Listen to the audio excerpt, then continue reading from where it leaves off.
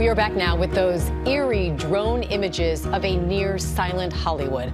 Los Angeles Mayor Eric Garcetti says his city is 6 to 12 days away from seeing the same kinds of COVID-19 numbers as here in New York City.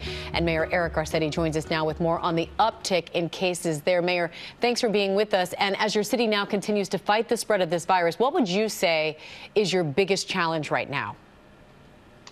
I think our biggest challenge is what we're all facing, making sure that we have testing so that we know exactly how widespread this is, getting equipment and people into our hospitals and caring for those folks that are on the front lines.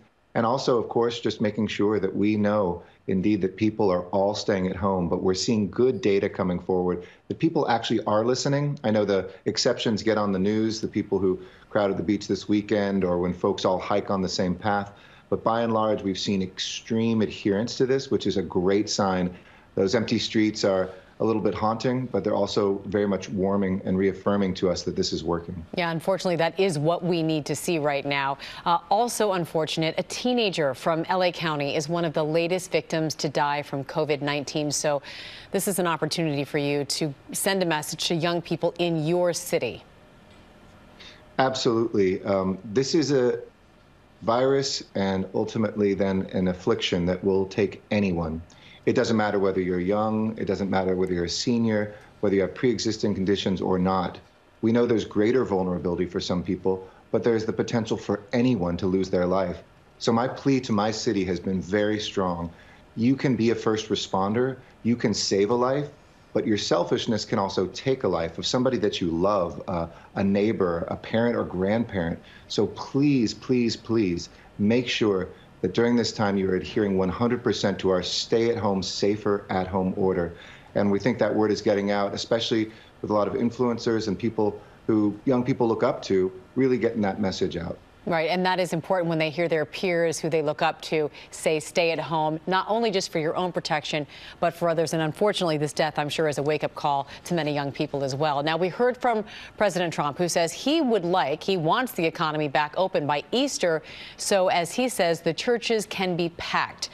Is that a reality for Los Angeles? And I'd just like your reaction to what President Trump has asked for.